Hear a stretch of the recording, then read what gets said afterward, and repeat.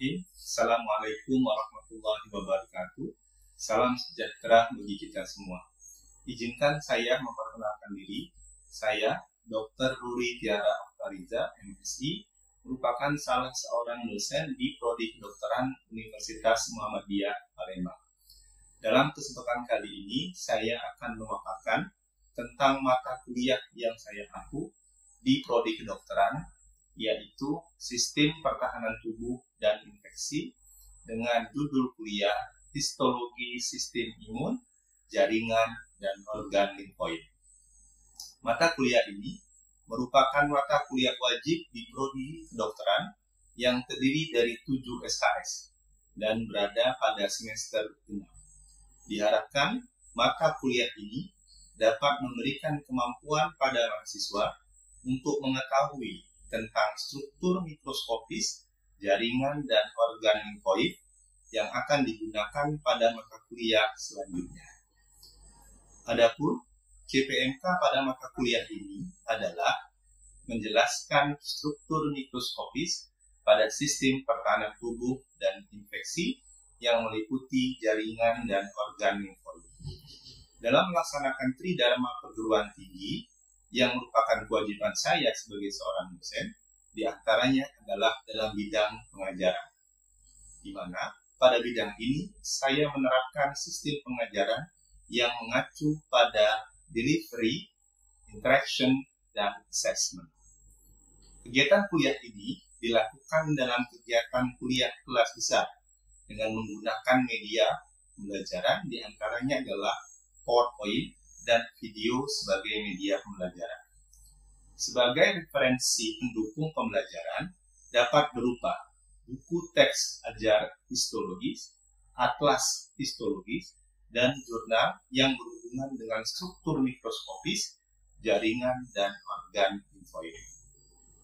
Selanjutnya kita masuk ke aspek interaction. Interaction merupakan suatu proses interaksi yang terjalin antara mahasiswa dan dosen guna mencapai capaian pembelajaran. Adapun sistem interaction yang saya lakukan yaitu dengan menerapkan konsep student center learning, di mana mahasiswa sebagai pusat pembelajaran, peserta didik akan belajar lebih aktif, kreatif, dan materi. Ada 3 metode yang saya kerjakan, yaitu yang pertama, memaparkan materi di dalam kelas dan menyisipkan pertanyaan kepada mahasiswa serta meminta pendapat dari mahasiswa. Yang kedua, memberikan kuis di dalam kelas yang dapat diakses oleh mahasiswa sebelum perkuliahan berlangsung sebagai paparan materi awal. 3, dengan menerapkan self-directed learning, di mana metode ini memberikan tugas belajar bagi mahasiswa seperti tugas membaca dan membuat ringkasan secara mandiri. Adapun platform yang saya gunakan yaitu Learning Management System atau LMS, di mana pada menu LMS tersebut mahasiswa akan mengisi absen kelas, mengunduh materi perkuliahan, dan lain sebagainya. Selanjutnya pada aspek assessment, di mana pada aspek assessment ini merupakan suatu proses penilaian untuk mengukur kemampuan mahasiswa secara objektif dalam menerima materi pembelajaran yang sudah diberikan.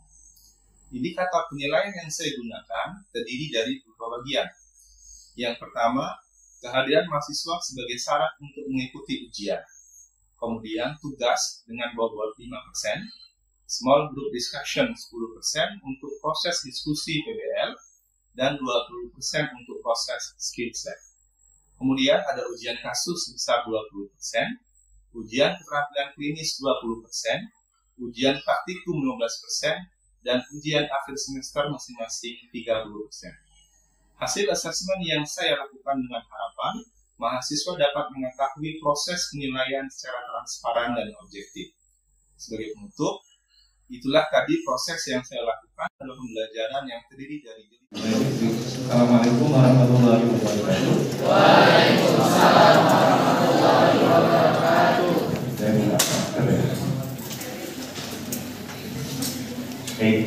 Hari ini kita melanjutkan materi di blok 7, ya, kuliah tentang histologi sistem limfoid, ya. Baik, sebelum kita mulai, kita membaca doa terlebih dahulu. Bismillahirrahmanirrahim. Rabbil izzati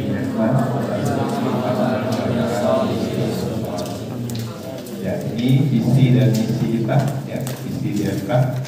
Karena ini baru, jadi saya ulangi lagi saja untuk dibacakan. Ya, jadi Fakultas Kedokteran yang unggul, bermutu Islami dan berkemuka di tingkat nasional dan internasional.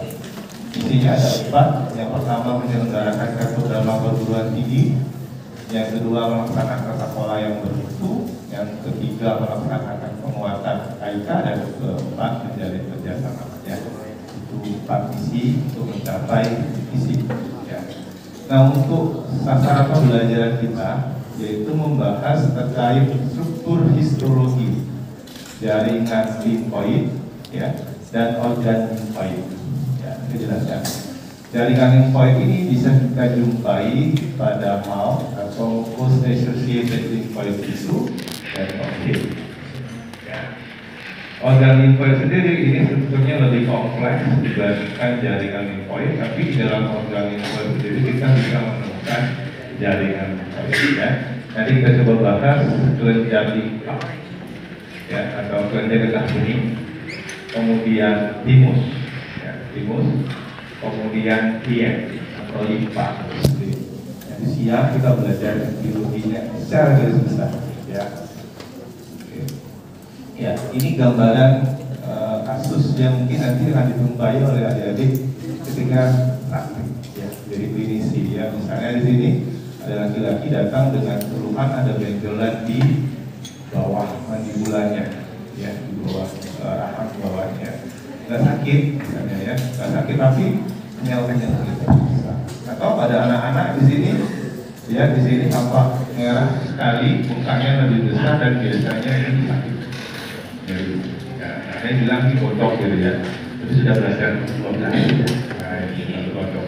Karena kata botok di mana gitu, ya, kalau di sini. Nah, ini nanti adalah kasus-kasus yang terkait dengan sistem limfatik, terutama ini adalah kelenjar getah bening atau lymph node, ya, Mucus lymphaticus. Ya.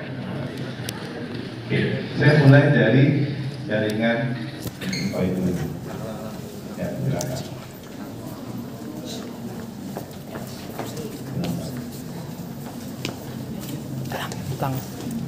Jaringan limfoid atau organ limfoid pada tubuh manusia itu dibagi menjadi 2. Yang pertama adalah jaringan atau organ limfoid primer, kadang juga disebut sentral atau primer. Ada 2. Yang pertama adalah timus dan yang kedua adalah bone marrow. Ya. Organ limfoid yang sekunder itu sisanya, ya, mulai dari kelenjar getah bening kecil-kecil di sini dengan pembuluh-pembuluhnya, kemudian lien, ya, ilien, kemudian konsil biasanya pada bagian orofaring, nasofaring dan sublingual itu ada, ya. Dan pada saluran pencernaan dan saluran napas, terutama di bagian submukosa yang disebut dengan MALT atau Mucus-associated lymphoid tissue. Bedanya apa antara organ limfoid primer dan organ limfoid sekunder? Kalau pada organ limfoid primer itu terjadi proses pembentukan sel limfoid sampai dia mengalami maturasi, terutama untuk limfosit B. Sedangkan limfosit T, ya, dia dihasilkan di bone marrow. Kalau limfosit B itu dihasilkan di bone marrow dan dia mengalami maturasi pemakanan juga di bone marrow. Tapi limfosit T dia juga dihasilkan di bone marrow, tapi dalam bentuk pro-limfosit T. Artinya dia masih matur dan dia akan ditransport ke timus untuk mengalami maturasi. Jadi produk akhir dari organ limfoid primer itu adalah limfosit naif atau limfosit virgin, masalah virgin limfosit atau naif limfosit. Ya. Nah, sedangkan organ atau jaringan limfoid sekunder itu dimana sel-sel limfosit itu kontak dengan antigen. sehingga terjadi reaksi antigen dengan sel limfosit. Ya, yang dimaksud di sini adalah antigen asing. Jadi di mana dia bekerja? Di organ limfoid sekunder. Di mana dia mengalami maturasi dan pendidikannya itu di organ limfosit primer. Nanti proses secara umum maturasinya akan saya jelaskan di embriologinya. Ya, bagaimana limfosit B mengalami seleksi positif dan negatif dan limfosit T juga. Ya, lulus dia, maka dia akan berada di organ limfoid sekunder dan di sirkulasi. Jadi di dalam darah Anda itu juga ada sel-sel limfosit. Tapi yang paling banyak dijumpai di organ limfoid sekunder. Nah, ini jelas bedanya, bisa dipahami. Ya, dan ya. Jadi dia ibaratnya tentara itu dia pendidikannya itu ya di Malang misalnya ya, itu limfoid primer. Tapi kerjanya di apa namanya, di kodam-kodam gitu ya. Nah, dia kerja di sana itu adalah organ limfoid sekunder. Di organ limfoid primer itu cuma dua, bone marrow sumsum merah tulang, sumsum merah tulang ya, dan timus. Sedangkan organ limfoid sekunder itu banyak, ada penderita bening, ada lien, ada tonsil, dan ada maut. Oke, lanjut. Nah, jaringan limfoid ini dianggap sebagai jaringan hemopoietik. Kenapa? Karena dia sel induknya sama sel mesenkimal. Ya, induknya sama. Ya, bagian dari jaringan hemopoietik. Dihasilkan di bone marrow sama dengan eritrosit, trombosit, dan juga dari. Nah, secara umum jaringan limfoid itu kita bagi menjadi dua bagian. Ini jaringan limfoid dulu ya deh. Kan ada sel, ada jaringan, ada organ, betul ya? Selnya apa? Limfosit. Ya. Nah, ada jaringan, ibaratnya. Jaringan ini kerangkanya, rangka dari organ. Dibagi menjadi dua. Disebut dengan stroma dan sel bebas, free cell. Nah, di sini saya dimaksud dipahami. Saya. Nah, stroma itu isinya apa? Ya, stroma itu terdiri dari satu sel retikuloendotelial, dan sabun-sabun retikular. Ya, sel retikuloendotelial atau sel retikulum juga, dan serat-serat atau sabun retikular. Stroma ya.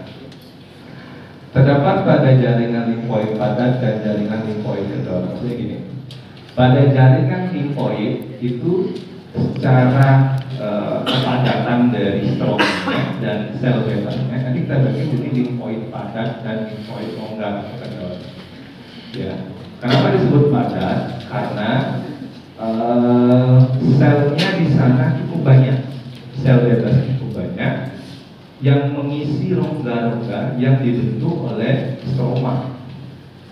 Ya, ada gambar dari biasa bayang. Jadi ini adalah stromanya. Ini adalah rongga-rongganya, betul ya? Nah, ini adalah stroma. Ini adalah stroma. Jadi yang hitam seperti apa ini ya? Serat-serat ini itu serabut retikular. Siapa yang menghasilkan? Ya, yang menghasilkan adalah sel-sel retikuloendotelial ya di dalam sini, tapi tidak pecah ya. Misalnya ini kan, biasanya sel-sel retikuloendotelial ini bentuknya seperti bintang, stella, ya seperti bintang. Nah, dia nanti menghasilkan sel-sel retikuler, kemudian sitoplasmanya juga punya juluran-juluran panjang. Kan kalau bintang laut ya, kan punya tangan-tangannya, itu panjang.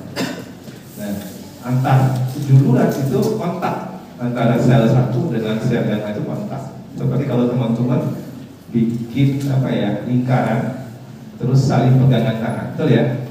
Kan ada space tuh antara kalian dan ada space di tengah, betul ya? Nah, itu rongganya.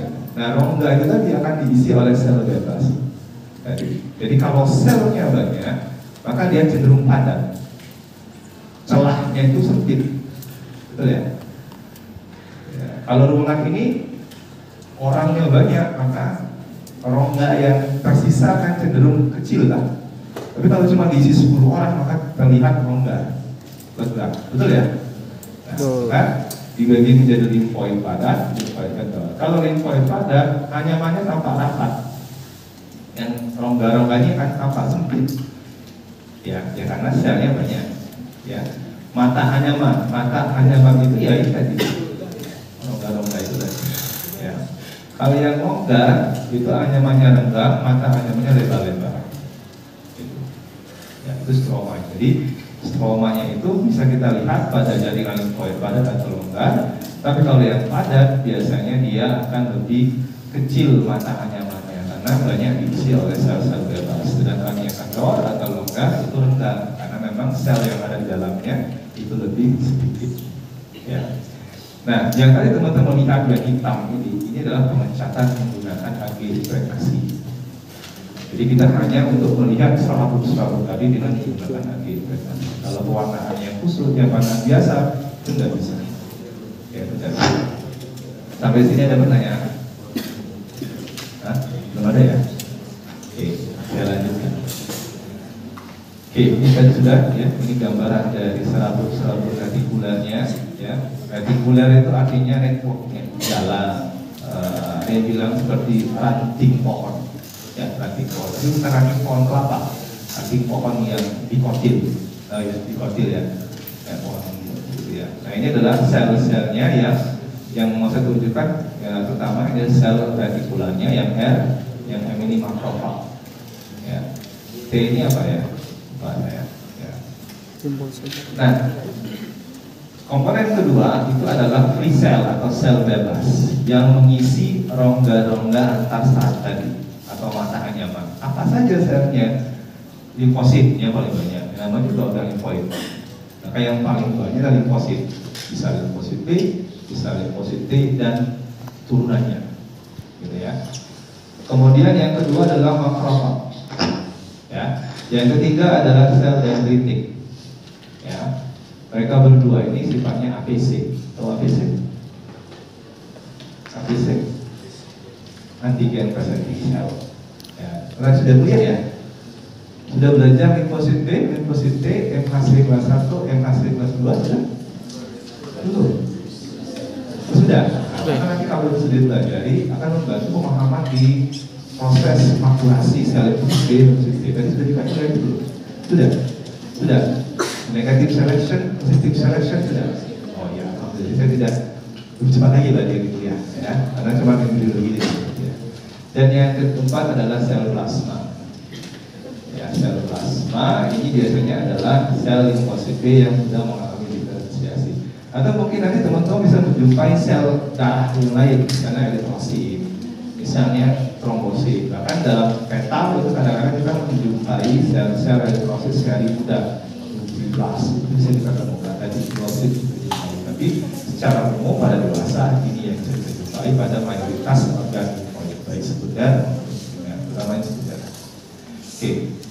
Tadi sudah perbandingan stroma dan sel bebas tidak sama, maka dibagi menjadi limfoid kendor atau limfoid padat. Ya, yang limfoid kendor atau longgar itu sel bebasnya sedikit, ya kan? Sehingga dia akan tampak lebih longgar anyamannya. Kita jumpai di mana? Ini di apa namanya itu dipahami dulu ya, tadi ada gambarnya. Dia mengisi celah-celah atau sinus namanya, ruang-ruang pada jaringan atau organ limfoid. Jadi di organ itu ada ruang-ruangan disebut dengan sinus, dan di sana kita bisa jumpai jaringan limfoid kendor. Ya, kemudian jaringan limfoid padat. Nah, ini sel bebasnya sangat banyak, padat. Ini kan padat nih. Coba kalau kuliahnya kuliah blok elektif kan longgar, cuma orang 20. Kalau di kelas ini masih longgar, duduknya tidak akan dempet-dempetan seperti ini. Nah, kalau jaringan padat dia selnya banyak. Di mana bisa dijumpai? Bisa di struktur yang menyerupai lempengan atau pita, disebut dengan korda. Misalnya pada korda medularis di kelenjar limfa, atau bentukan yang bulat atau ovoid atau oval. Kita sebut dengan istilah nodulus, ya, nodulus, ya, nodulus limfoid. Di mana kita jumpai di kelenjar limfa bisa bagian korteknya, lien dalam bentuk pulpa putih, kemudian di mouth, di saluran cerna, di tonsil, dan di saluran pencernaan, di appendix, dan di ileum. Nanti ada gambarnya. Ini konsep dasar dulu yang teman-teman tadi ketika lihat gambar akan saya jelaskan lagi. Tapi di sini ada pertanyaan. Tidak ada pertanyaan? Ya, sebentar saya lanjutkan. Ya. Oke. Saya mulai dari organ limfoid sekunder yang pertama. Ya. Ini jaringan limfoid dulu ya. Jadi tadi jaringan limfoid tadi kan ini ya. Oke. Yang padat dalam bentuk, bisa dalam bentuk lempengan atau kotak, atau dalam bentuk yang bulat void, disebut dengan nodulus limfaticus. Nah, kita bahas dulu nodulus limfaticus atau lymphoid nodule.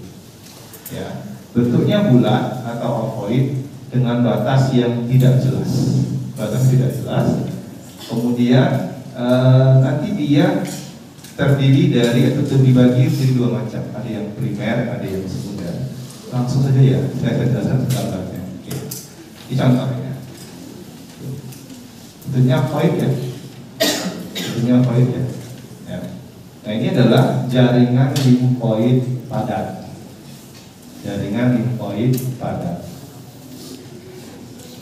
limfoid ini, nodulusnya ini, kita lihat di sini ada bagian yang gelap di pinggir, betul ya? Tapi ada bagian yang pucat di tengah. Ya, jelas ya. Ya.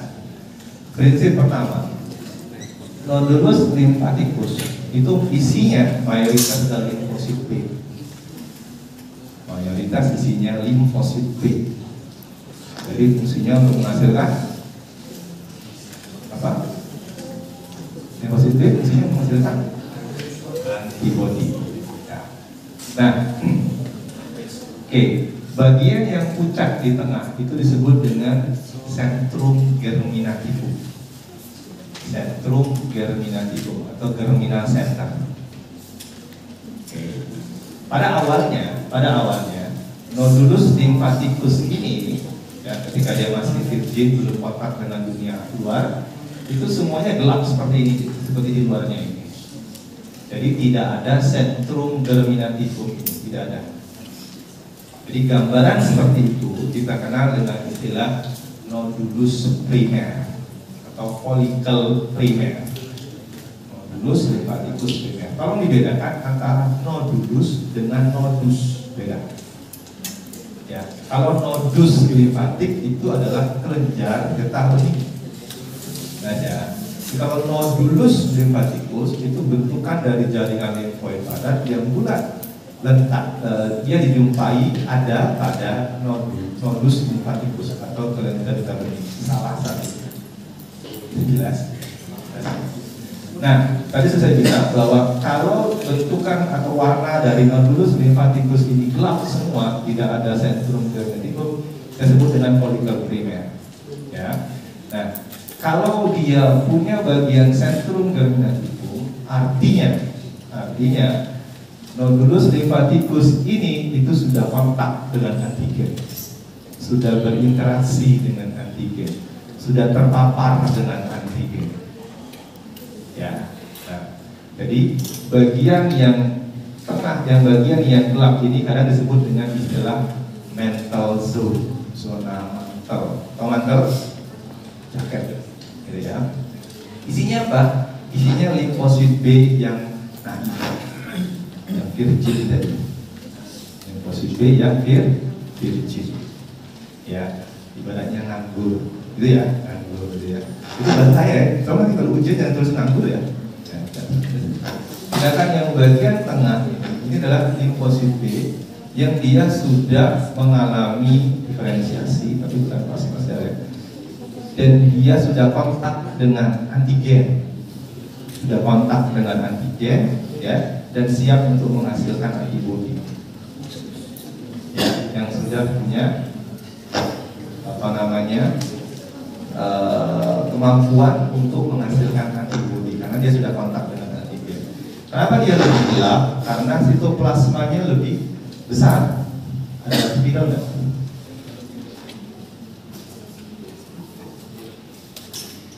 Nah, tulis ya. Nanti banyak gambar.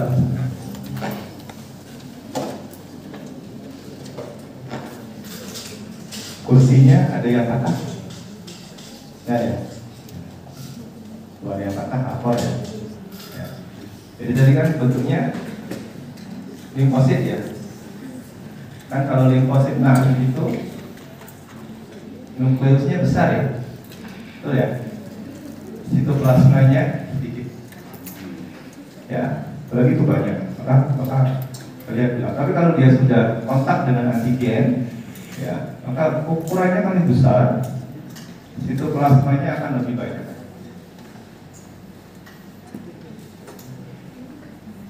Maka dia akan cenderung lebih besar.